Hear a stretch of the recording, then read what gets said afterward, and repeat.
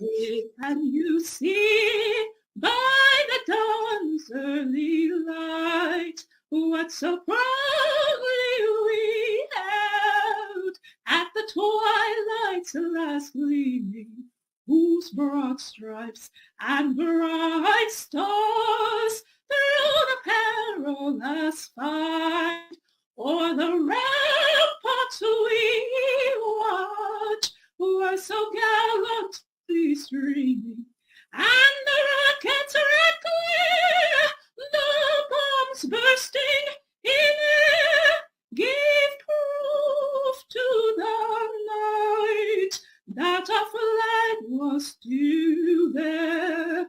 Oh, say does that star-spangled banner yet wave o'er the land of the free and the home of the brave?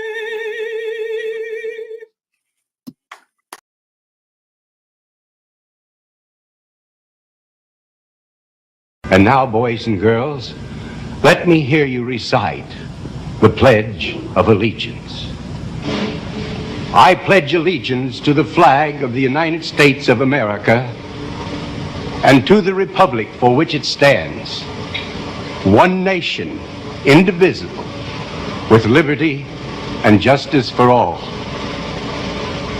Since I was a small boy, 2 states have been added to our country, and 2 words have been added to the Pledge of Allegiance: under God. Wouldn't it be a pity if someone said that is a prayer and that would be eliminated from schools too?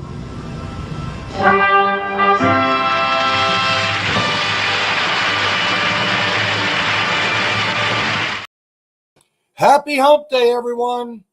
Vinzent's voice. It's actually Vinzent's voices. And been a lot of changes. I haven't been here for a couple, 3 weeks maybe. All I can tell you is good things are happening and great things are even bigger that are happening. And some of the big things are quite stressful right now. And I'm going to get on with that in a moment because I wish to talk about someone that I really care about a lot. But in the meantime, I want to make sure everyone understands where I stand or where I sit. And it's very simple. I pledge of allegiance to the Constitution of the United States of America and to the republic for which the flag stands, one nation under Almighty God, indivisible, with liberty and justice for all.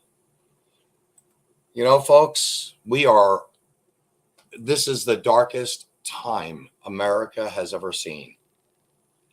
It's very, very sad. But the quote for the day, and I'm not happy to offer this quote, but it is very true. A dictator wants the same thing as the people to decide everything himself. A dictator wants the same thing as the people to decide everything himself. I'll be ending the show speaking, I hope I can remember to do so, which I'm sure I will, of the Lake Viking Home Oppressors ASSociation. Can't wait to tell you about it. It's quite interesting. It's amazing what people do with power. But in the meantime, people of power also removed one of my very favorites. And I haven't heard from Tucker Carlson in quite some time. And so I wanted to offer Tucker Carlson's view on what is, of course, the bleakest and darkest day in American history, which was yesterday. Very, very, very dark. Very dark. And all I can say is I hope you'll enjoy this clip. We'll talk about it, I assure you. Hey, it's Tucker Carlson.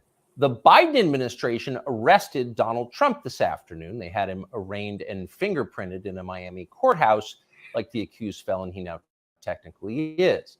These were the first steps in a process that is designed to put Donald Trump behind bars for the rest of his life. Cable news carried every moment of it live. It's unprecedented, they told us, with what looked like shock. But they weren't shocked. They knew this was coming. Everyone who's paid attention knew it was. What just happened was always going to happen. It's been inevitable since February 16th, 2016. That's the day Donald Trump made a blood enemy of the largest and most powerful organization in human history, which would be the federal government. Despite what you may remember, it wasn't anything that Trump had said about immigration or trade with China or rapists from Mexico.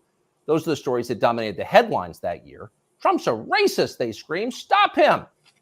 But inside Washington, that was just noise. None of it really rated. Identity politics doesn't mean much to permanent Washington. What matters then and now is foreign policy, the invasions and occupations and proxy wars, the decisions that determine which global populations will thrive and which will die, the policies that come with trillion-dollar price tags, the ones that over time have made the counties around D.C. the richest suburbs in the world. In Washington, that's what actually matters. And it's obvious when you look carefully.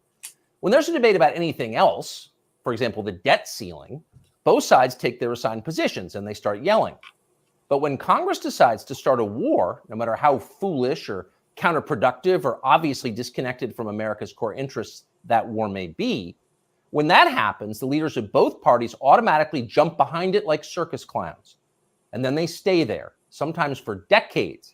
They defend that war relentlessly against all evidence until somebody finally rings the all clear bell and they can begin to admit that actually, maybe it wasn't such a great idea.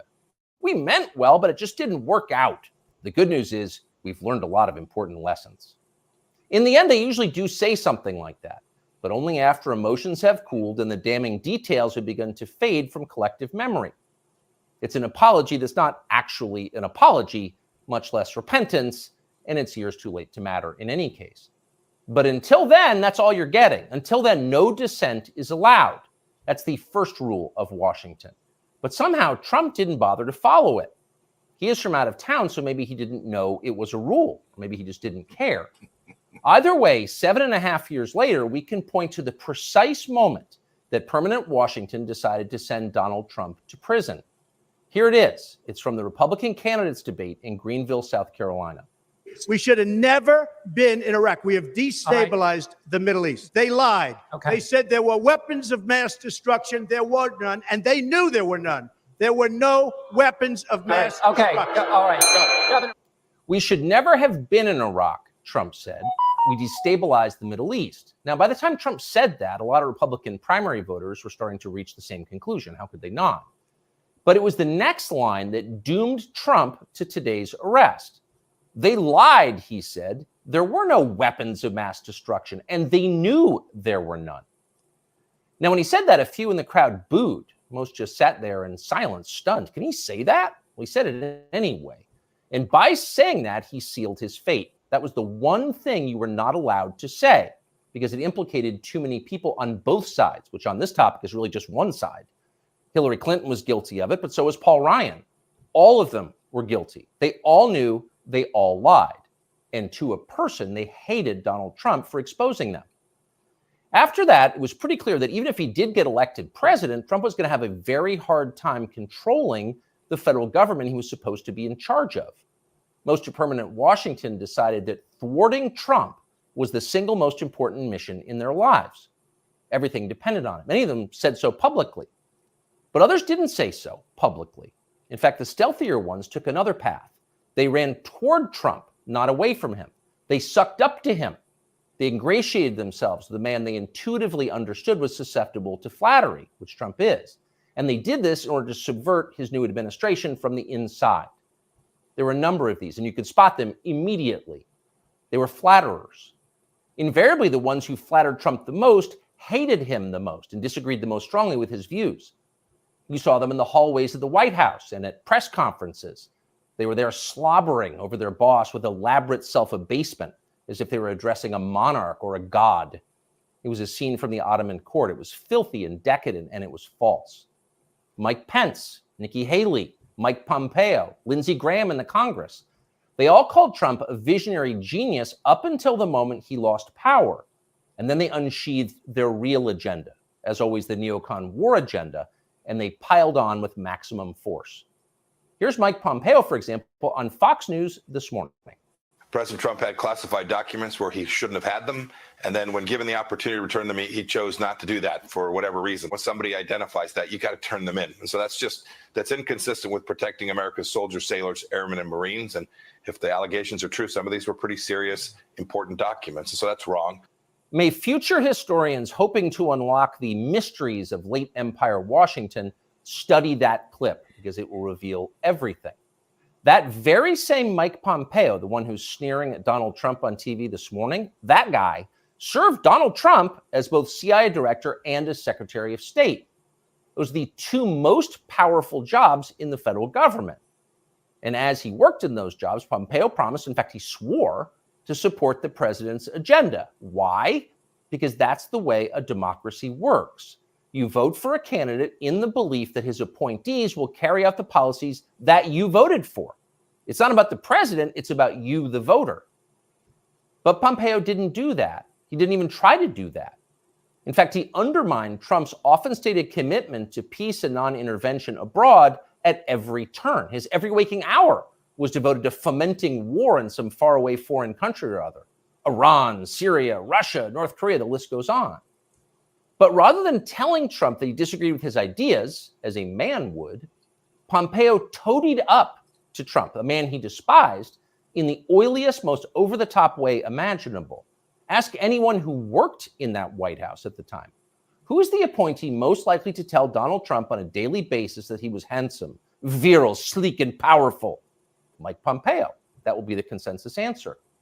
Those of us who saw firsthand Pompeo's relentless kowtowing will never forget it. It was indelibly repulsive. No one with self-respect could do something like that. But Mike Pompeo did it effortlessly, with relish and verve. Now, this same person is telling Fox News viewers that he fears for the safety of our military, our soldiers, sailors, airmen, and Marines, in the approved phrase, because Donald Trump took some classified documents home and didn't immediately return them to the National Archives? What a lie that is. Mike Pompeo knows that's a lie. He spent his entire life in Washington.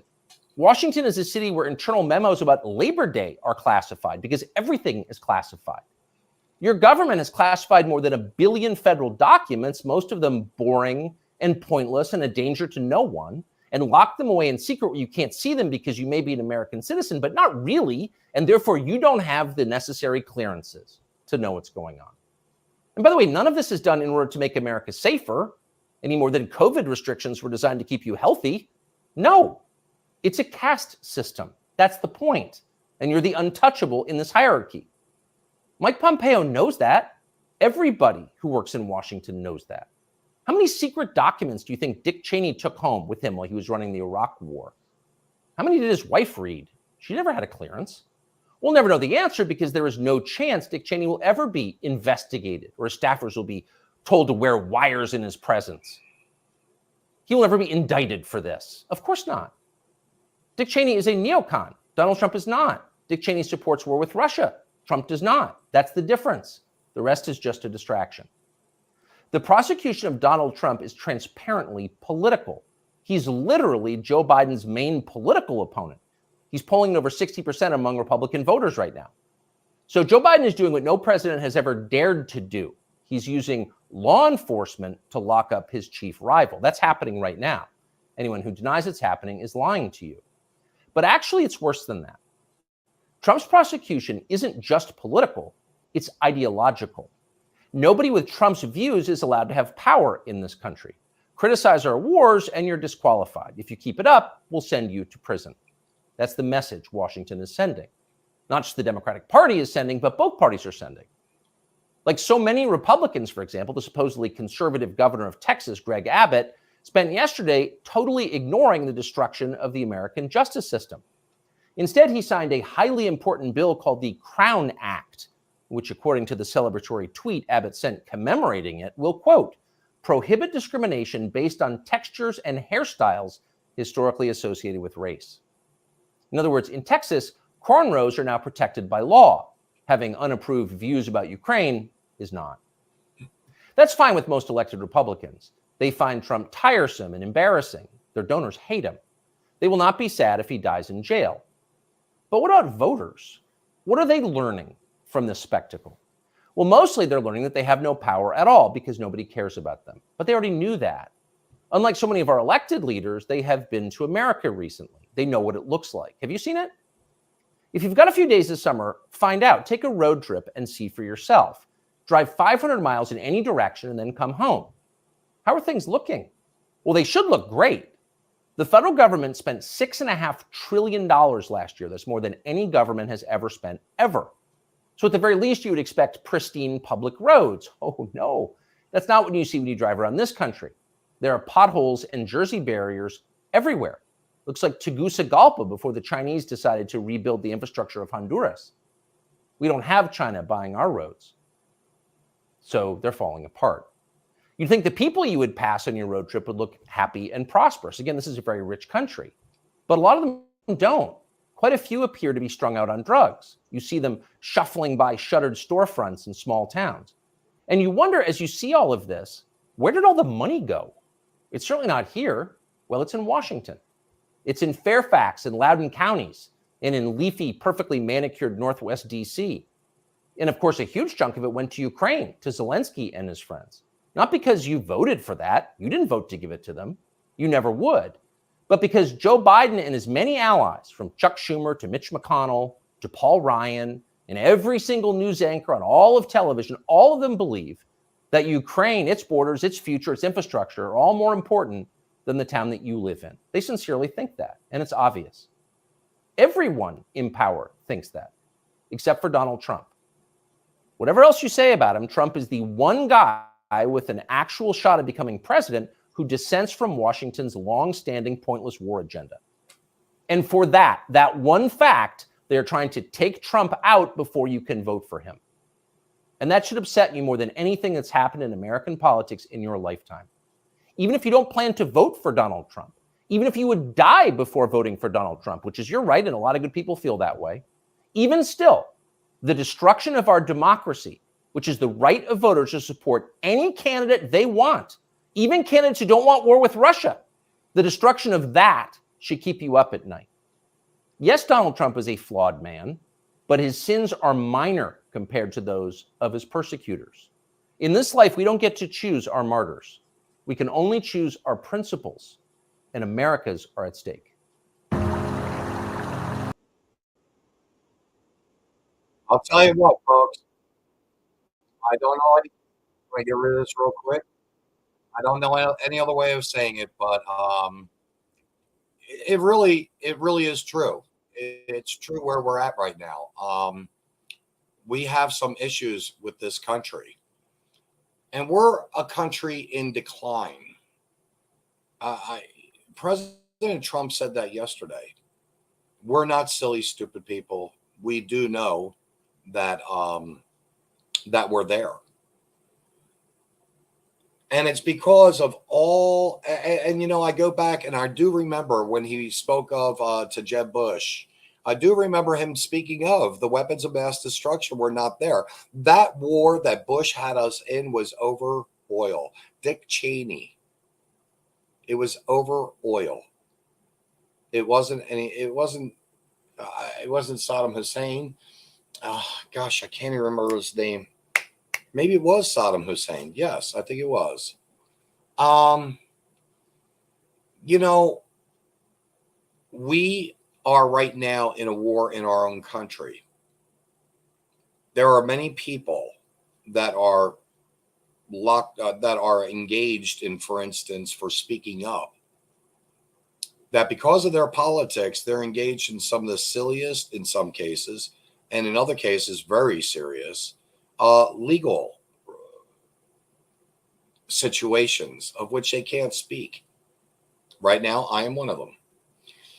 And I'm okay with that, because once the murky, muddy water gets cleared, I do believe that in the end of the day, we all have a right to free speech. Even though it's even hateful, we have that right. We can't provoke, we can't incite, and we can't put people down deliberately. That's just not, it's not reflective. But look at what's happening right now, and you're looking at all these leaders he called them flatterers, and I wanted to stop for a moment. Mike Pompeo, Mike Pence, I can't remember the other two, Nikki Haley. He called them flatterers, when in reality, if you were to look back into the Roman and Greek times, we would call them Brutuses or backstabbers. These are people that have their own personal agendas. And Mike Pompeo, by the way, was also one just recently, within the past, I'm going to say 3 to 4 months, if my memory serves me correctly, who was one that was saying, no, we can't turn over all of the JFK files to the American people. They don't have a right to know. We do have a right to know. We have the right to know because we need to know the truths in order to have a more truthful and transparent government. People are waking up. Some people, I've got a friend of mine, he likes to use the phrase red pilled. People are getting red pilled. I don't want to think that people are, it's just they're seeing truths. And you know, when they see a truth, some people are very gifted and very talented. I wanted to share a piece because really, truly, I'm putting pieces on the Common Denominator Network, and we all are, of course, for you to read and follow.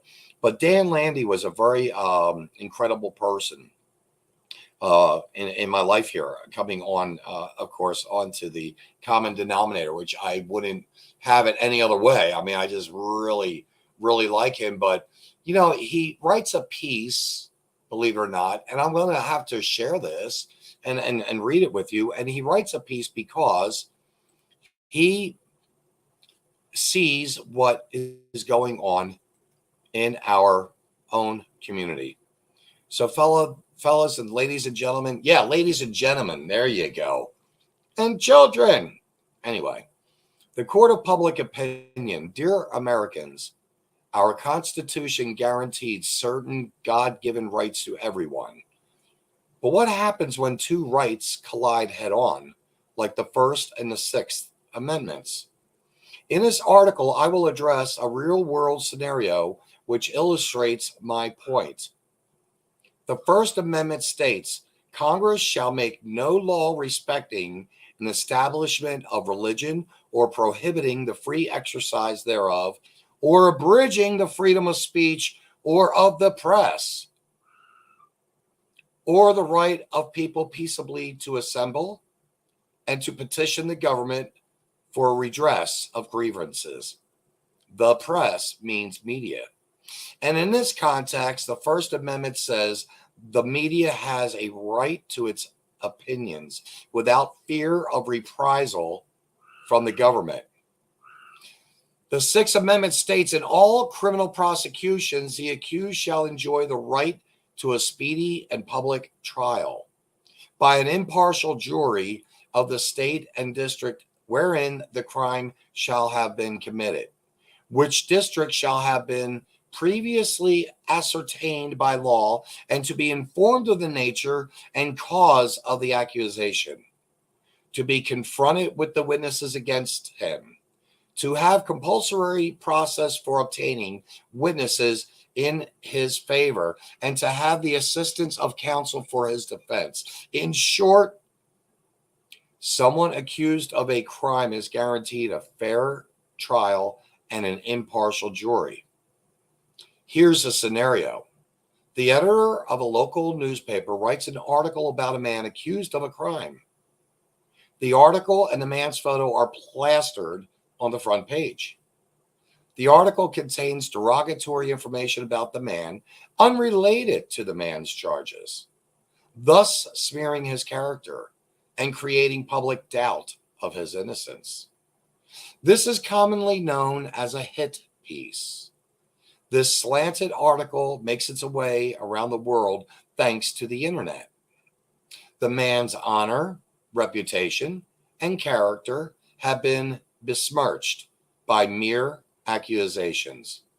My questions are simple. First, how can this man get a fair trial with an impartial jury when he has been convicted in the court of public opinion. Second, just because the media can write whatever it wants, should it? Along with rights, so too comes responsibilities. In this scenario, I believe the newspaper editor should, at the very least, apologize to the man for the malicious character assassination. The irony in this scenario is priceless. In the editor's attempt to deliberately soil the man's character, the article may have actually given a court grounds to dismiss the case due to overwhelming negative publicity. Sadly, this sort of media malpractice is far too common these days. Too many times in the court of public opinion, we are guilty until proven innocent. In closing, where does this man go to get his reputation back if he's actually innocent? According to Ben Franklin, glass, china, and reputations are easily cracked and never well mended. In the future, let us put ourselves in the shoe of the man in this scenario. Let us also remember the lesson of the golden rule, which is to treat other people as we want them to treat us. May God bless you, our founding fathers, and the United States of America. Dan Landy. I really wanted to share that with you. And the reason why I want to share that with you is, even though this particular piece I can relate to wholeheartedly, this is what's going on with so many other people. They want to put this swimmer gainers down for, having to compete and losing all kind of scholarship money against a man. And so they put this woman down saying that she's transphobic or whatever, and all she's doing is standing up for women's biological rights to compete in sports with other women. With other women. Is there something wrong with that? We have Donald Trump right now, and they are throwing all kinds of charges at him. And of course, you heard earlier in Tucker's piece, I had to bring that out because I haven't seen Tucker in several weeks, maybe a month. And I needed to just say, truck it, I'm putting on Trucker. That's one of our other shows on the CDN. But you look at the way people get their information. I personally can tell you, I've read the article about myself. Immediately, I see 6 lies. I can't wait to dissect it. I can't wait. Because it's on the internet, I can discuss it briefly. Am I proud of this? No, but it is retaliatory, and it is trying to do a smear campaign for political motives. And that's all I'll say about that. It's sad, but that's where our country is. So, the funny part about it is this article I just read is only printed in a handful of newspapers. And where the article about myself is located in that particular newspaper, they would not print his piece because his piece is spot on. And it's sad because this is the power, and we're living this with CNN. And you heard that the other night. I guess they were saying FCBN, SCNN, FCNN in the background because CNN and so many others have lied to the American people. They have been deceptive to the American people. They've been protecting, really, the corrupt criminals. And I speak of Clinton, Obama, and Biden. And that's just to name a few, folks, because we've got a whole bunch. We have a whole bunch. To say cleaning house, we'd have to do, I think it would have to be a military exercise at this point. I believe they would have to do literally a U.S. Marshal military exercise type situation to arrest so many of these politicians in power. And it's a disgrace because these people have the power and they abuse it. And they abuse it at the taxpayers' cost. They abuse it at the liberties and freedoms of the American people. The legal, I say, American citizens.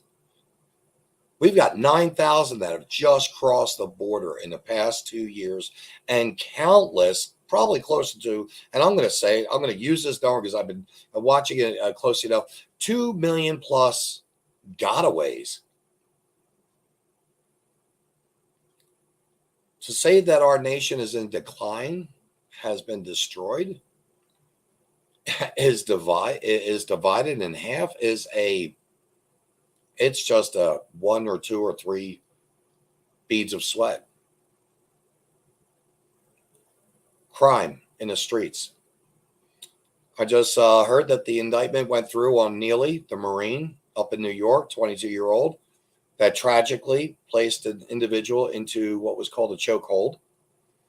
And they're indicting him for second-degree manslaughter. I don't know about the other 2 people that assisted him. But right now, he's actually going to be fighting for his life. This is a man that was willing to dedicate his life to protect you, me, a Marine, putting his life on the line for America. And this, when he comes home, is what he's dealing with. A deranged man who's threatening to kill people. It's a tragic situation. Very tragic situation. But that man should not be indicted on manslaughter. Much like, I believe, the gentleman that Dan Landy has spoken of. Should not be looking at what they're looking at. What I'm looking at. It shouldn't happen. It's ridiculous. It's an abuse of power. And that's sad because we have to start realizing we need to put these people that are mentally disturbed. People like this gentleman here, I can't remember his name offhand. I wish someone could give me that, please, by the way. The person that died. Maybe I've got them backwards, actually. I don't know. If that's a possibility. But you look at that individual and they don't speak about his criminal past. He had 42 charges of beating women, children, endangering people left and right. He was on the top 50 of New York City's most mentally unstable individuals. How come we couldn't have given him some kind of a monitoring system so they could at least be, we could all see that he's got that yellow monitor. Greg Gutfeld said it best tonight on the 5, that we could see the flashing light in the yellow monitor and say, whoa, we need to stay away from that guy. He's a danger. We've got people right now that are on the street that are just doing some heinous crimes and they're getting away with it. And prosecutors that aren't doing their jobs.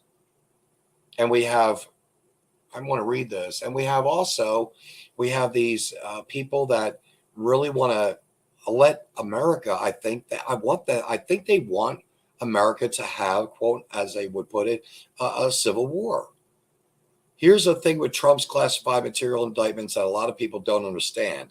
When you have classified material, you are part of a custody chain. You have to sign for it, and it stays in your control until it returns to the shelf, to the skiff, where it goes to the next person in the custody chain, and they sign for it, or it's destroyed. If Trump didn't sign for it, it was never in his control.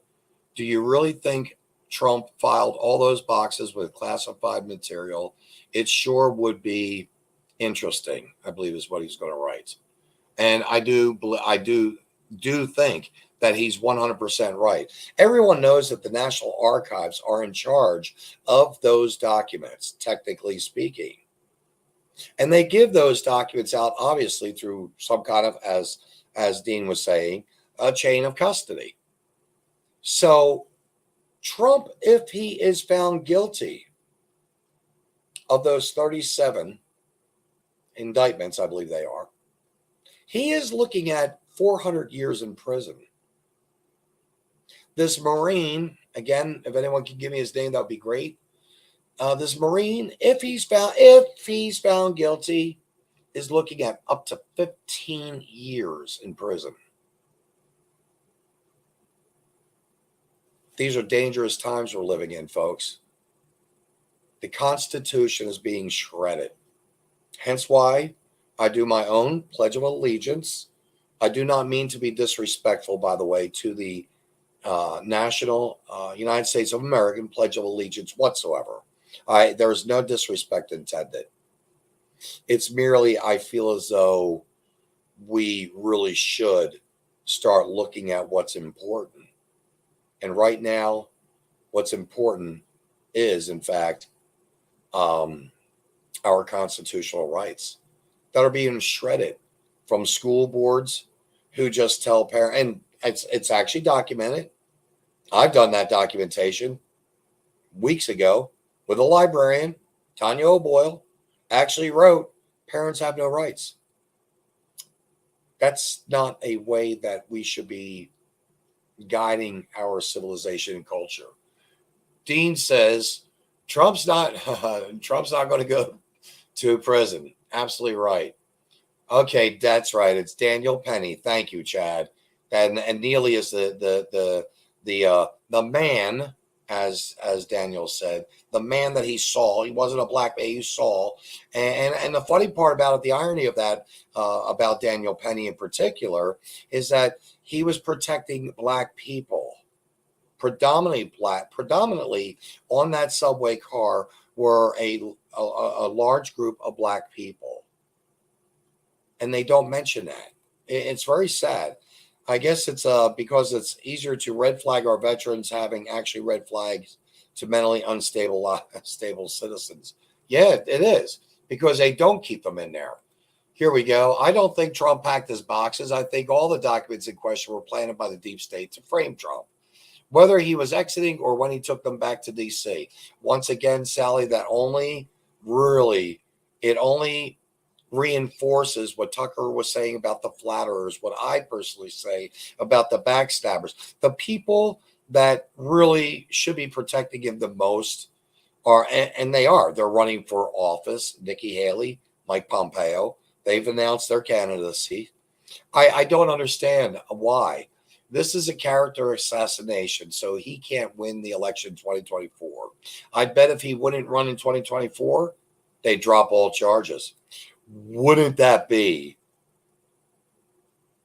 Wow. Put that on the table. Hey, Don, what do you think? You going to run in 24 or not? We'll drop the charges.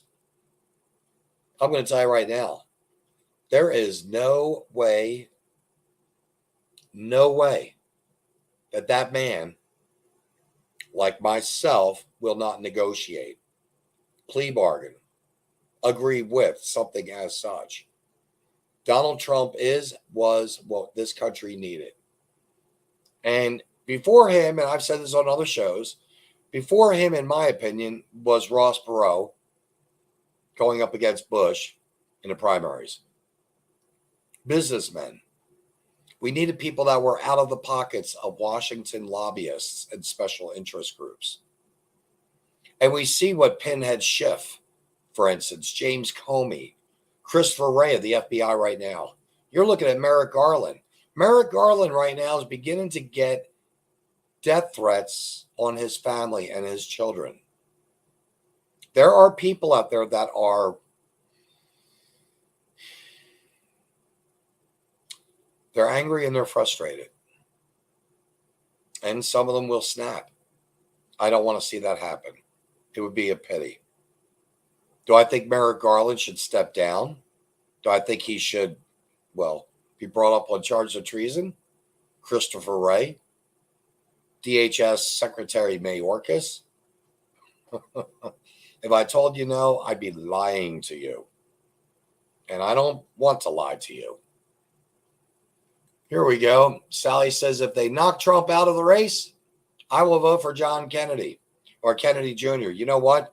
Kennedy Jr. is someone that the Democratic Party is not effectively taking serious.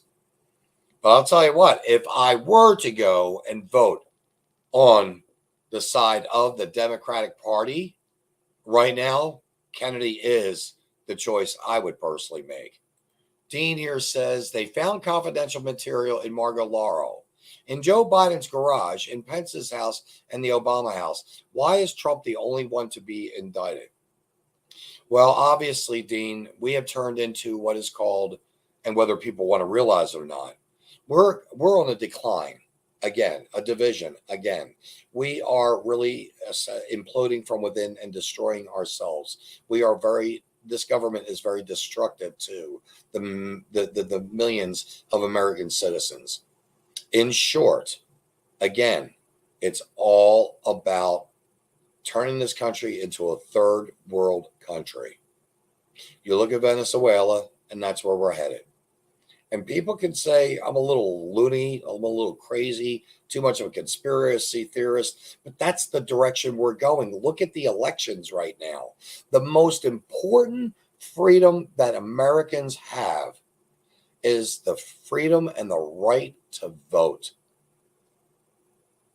And we have to do that not so much on the grand scale and worry about the grand scale, but we've got to start within our own communities. We have to nitpick and tear and pull apart these people that are running our city councils on city council, people that are literally on the school boards.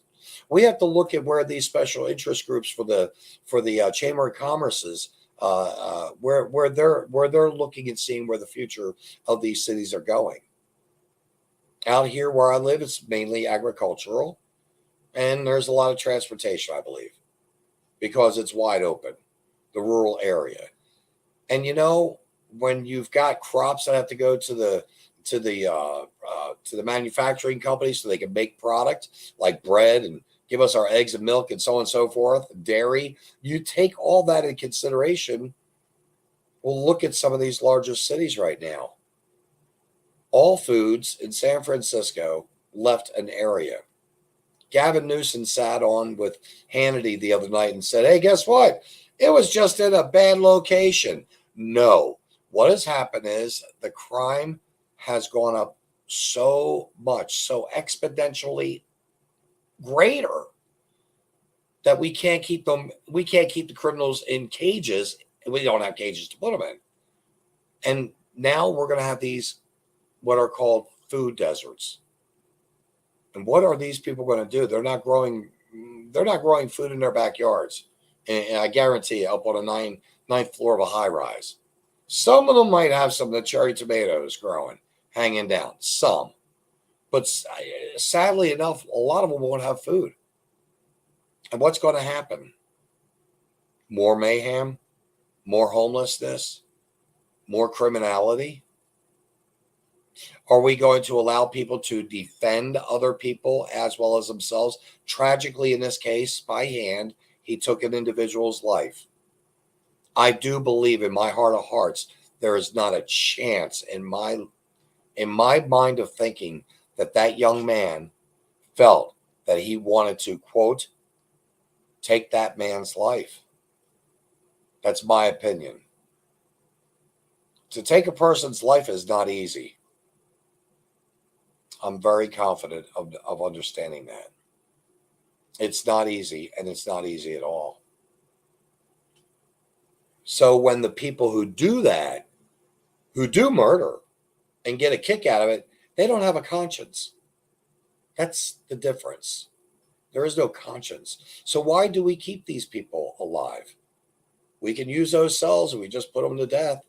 And everyone wants to, quote unquote, possibly give them the benefit of the doubt, saying there's a right for an appeal, a right for an appeal, a right for appeal. And they are actually in our prisons for 22 years at well over $2 million cost to keep them alive. When we've got people, again, that need mental health on our streets, that are maybe perhaps just needing a hand up, not a hand out, a hand up. Oh, here we go. The banana. Yeah, there you go. We are a banana republic. We're getting just like Venezuela. And that's another thing. You look at Donald Trump, he's 20 points ahead of everyone else in the party and then some. Dean says this creates a very dangerous precedent for the Democrats in the future? Yes, it does. And I'm going to tell you, Dean, if I see things going the way they are going, granted, the Senate committees can't take anything to the floor because the floor is Democratic and they won't vote against impeaching, for instance, the impeachment process going through right now with Mayorkas. But at least it's duly noted. You say that you had a job as TS and SIC. I worked in some seriously secured places. One of my jobs was destroying confidential information. One thing I noticed that was missing from those pictures of those documents is the outer envelope with the signatures of those in the chain of custody. You know, Dean, that's very interesting because I do know that they are supposed to be in folders, and I didn't understand the full extent of why, but that does make a lot of sense. Why are those folders not there? Those chain of custody folders for those documents per se that are being looked at. Hey, Ross, what's going on? What's going on, buddy? Been thinking about you, man. I'm gonna have to get back out to Philadelphia. But you know, that's very interesting, Dean, that you say that because you just don't, unless they set them aside, and I don't think they did that. I don't think they did that. I think they were making that example when they laid them all out on the floor, for instance, for the world to see. Not that you can really, I think, get grasp of any of it, but just the clutter, the uncaring of it. The disrespect. I mean, who puts documents like that on the floor? I can't imagine Donald Trump is crawling around on all fours saying, I got to look at this one. I got to look at that one. Okay. Seriously, folks, we are in very, very, very bad times. So that piece, again, going back to the piece I read earlier and shared with you on Dan Landy, was not placed into, again, the Cameron Forum. And so he instead wrote another piece a couple days ago. I've yet to find out whether or not that he's been able to that he's been able to have it on the Cameron Forum. I'm gonna look for it because this is what's happening with our media, and that is what's so sad. It is what's happening with our media, and so when you've got the media and they're turning around and basically silencing people who are wanting to, I'm going to get that back in a moment. People who are wanting to voice their own opinion of a situation. You know, it's pretty sad that these posts, the Patriot Post of Dan Landy, for instance, in this case, the silent treatment is not being utilized. It's absolutely an abomination. So I'm going to add it up here, flip on over, and again, I'm going to read this piece because this has to do with, again, I believe, yours truly, but also with Donald Trump and so many others. So please enjoy as I, of course, read this to you. Fellow Americans, this week I really wanted to write about how Joe Biden and his henchmen are trying to take Donald Trump out of the 2024 presidential race by concocting phony criminal charges against him. I wanted to point out that the same evildoers did the same thing to Donald Trump in 2016 by falsely accusing him of Russian collusion. But I won't write about these things now because I'm compelled to write about the silent treatment in today's mainstream media. Whether it's social media, broadcast media, or old-fashioned print media, these outlets control most of the information we receive. They have the ability to influence our thinking based on their reporting.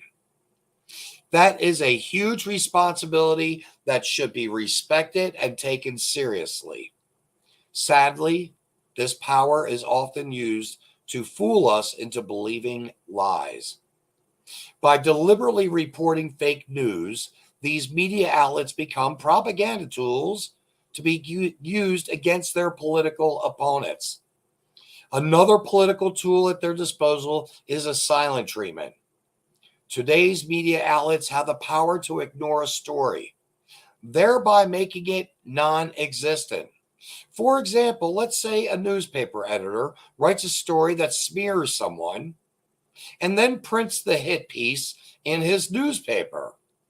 Now, let's say that someone else writes a letter to that editor criticizing the editor's character assassination of the first guy.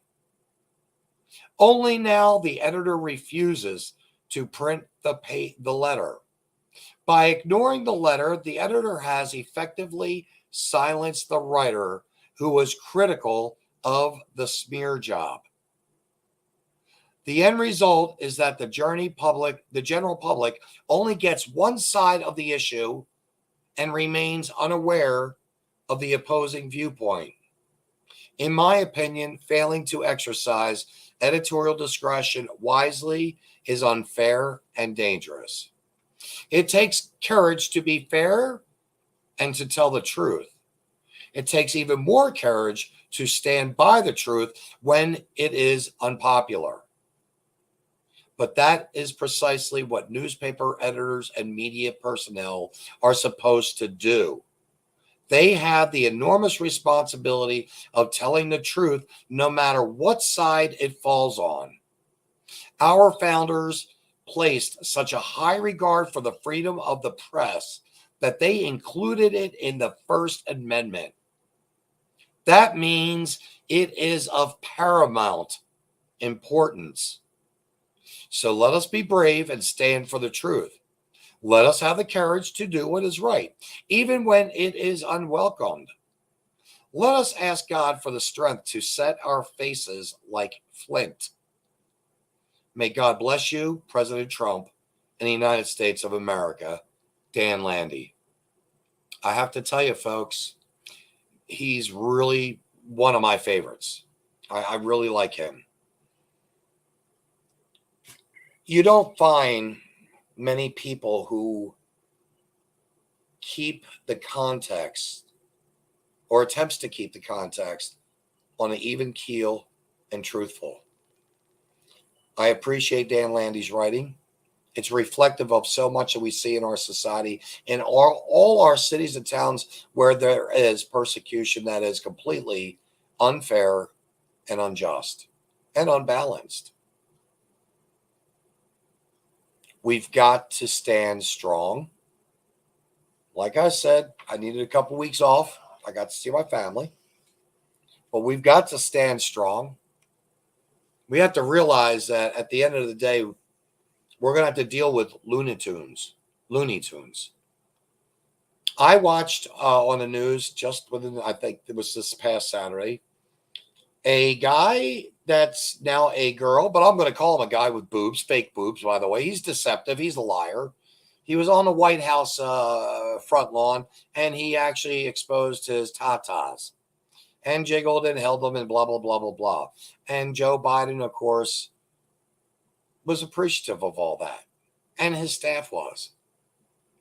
They even held the LGBTQ, XYZ, ABC, I don't know what the hell it is, a gay pride in center and at the highest point on the White House, flanked by the American flag. That in and of itself, it's criminal. It's actually criminal. There's a law that says you cannot do that. And yet, the disrespect for the American people, the disrespect for the value of our countries, and that value being, of course, our Constitution and our articles, Bill of Rights, everything they're removing from us. They're doing it right in front of us, and they're laughing about it. You know what? I had to throw that back in, Joe. Thank you so very much. Yesterday, I believe yesterday was Donald Trump's birthday. Please correct me if I'm wrong, Joe. Joe said, "Damn, Jill, don't look like that. Jill's don't look like that." Oh, Bill, you know what, Dean? The funny part about it is, I wonder if her bottom looks like his. Never know. Okay, here we go. Thank you.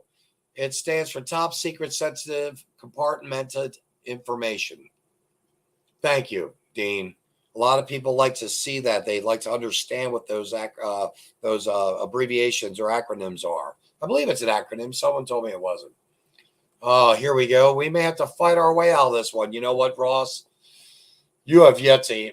I have literally heard Flag Day and Trump's birthday. Wow. Cool. I like that. You know, I got lost for a moment just now. Sorry about that. I just saw on the news, believe it or not, there were people that were talking in terms of the body count is going to start stacking. I don't want to be a part, if possible, of any civil outbreak as such. But I know I'm going to want to be on the right side. And we're going to have to figure out what that right side is. You've got to know who your closest friends and family are. I just traveled 3,500 miles in about 10 days. A very grueling trip on me physically. And I got to see so many of my family members and, again, my friends. And it was worth it. It was worth every single moment. I even met my son for the first time, 33 years old. A wonderful, wonderful young man. Nature over nurture is what a good, my oldest, newest, bestest friend said to me. Nature over nurture. And he's a fine. I couldn't be more proud of him. Unlike his papa, he's never even had one ticket. I've got a lot. In fact, I think I've even told everyone, I've got a lot of tickets. Never had my license taken away. Never been criminal. No points. No insurance. Elevated insurance prices and costs. And I'm not proud of that, by the way. But it is what it is.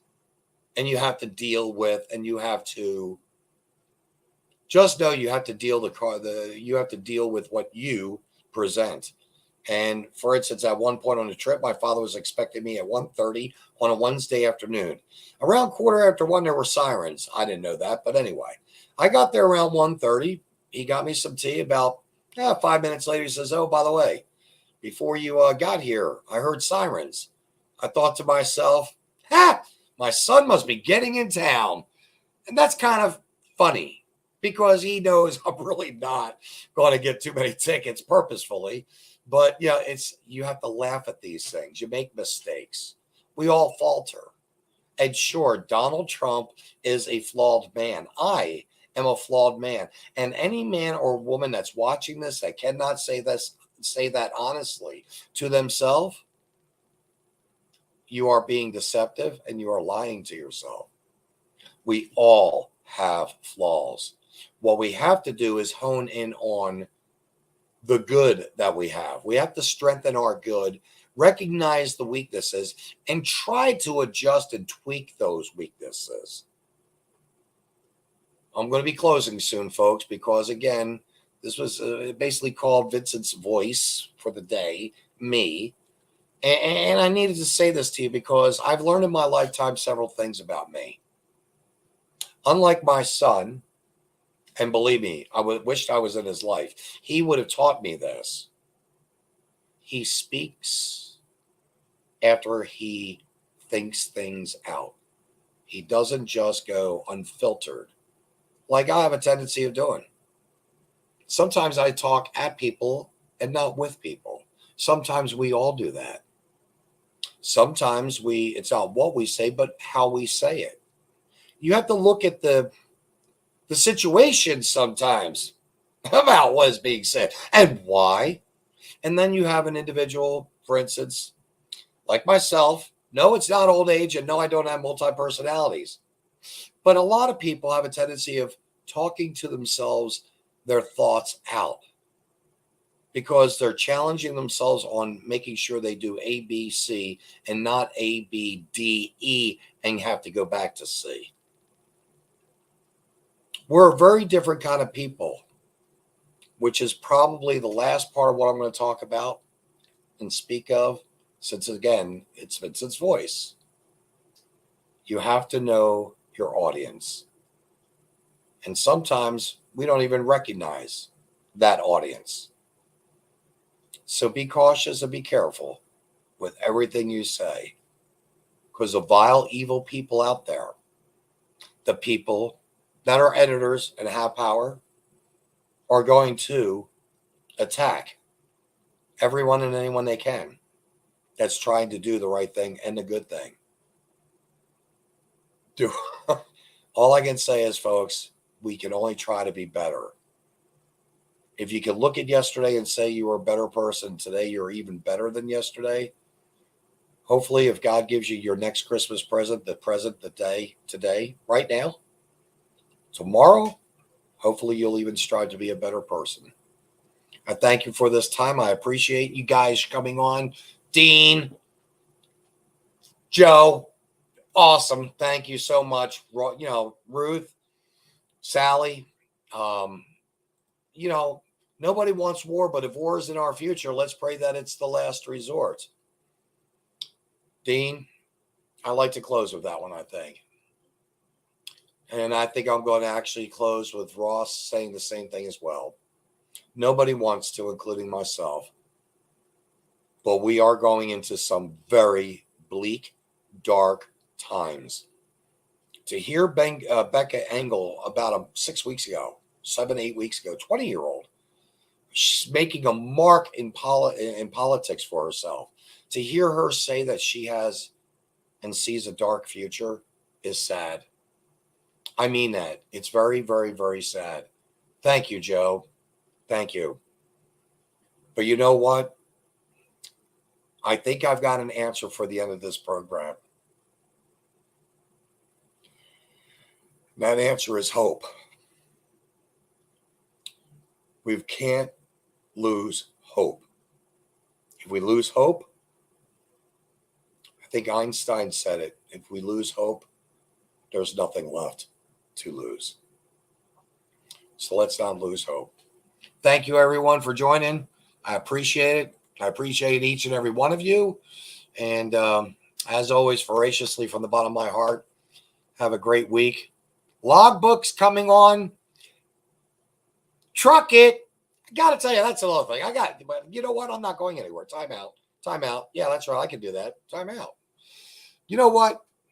Truck it and Logbook have been really doing a spectacular job, in particular while I was away, because I definitely wanted to be on, but I needed a breather. And thank you for allowing me that.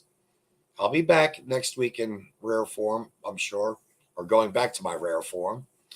But seriously, we've got some great people in Kimberly and Dakota Moyers and Sally Bright and Chad Candy. We've got a very nice, tight-knit family right now. We all support one another. We all correct one another. Now, let me rephrase that. I think I get more correction than anyone. Thank you, Kimberly. I love it. Kimberly, and she's right. I am sometimes, I'm too much. I don't mean to offend. I don't want to offend the Democratic people. I don't. I would love to see you come on this program. If any of you have Democratic family or friends, coworkers, what have you, I would love to honestly have that conversation with them here. So send them my way. Again, I think I'm going to just say this. Keep with the CDN. We are purveyors of truthful information. I think each and every one of us are trying to do exactly that. And we hope you enjoy what we're doing. We love and care about all of you. And we've made some great friends in every one of you, if you've given us that chance. Because I know one thing, it's all we have. Life gives us nothing but opportunities and chances. It's up to you to grab the brass ring and swing along. Again, voraciously yours. Have a great night. The song is for all Americans. I just wrote this last night. Well, some say I'm trouble, some say I'm extreme. 'Cause I love this country and the American dream. And I'll let no politician tell me what to do.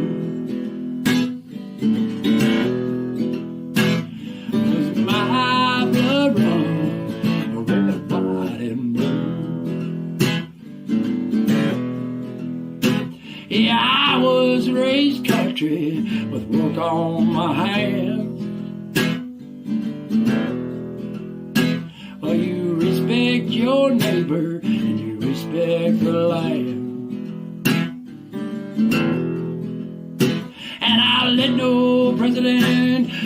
me what to do. 'Cause my blood runs red, white, and blue. Yeah, my blood runs red, white, and blue. Yeah, Daddy taught me right from wrong. When to be humble and when to be strong. And I'll fight for freedom if that's what I must do. 'Cause my blood runs red, white, and blue. Now Papa's passed while I was off to war. And this country's changing, it ain't the same anymore. But I'll fight for freedom, yes, I'll fight for you. 'Cause my blood runs red, white, and blue. Hope you like it. Keep the faith, brothers. Stand strong. Fight for freedom.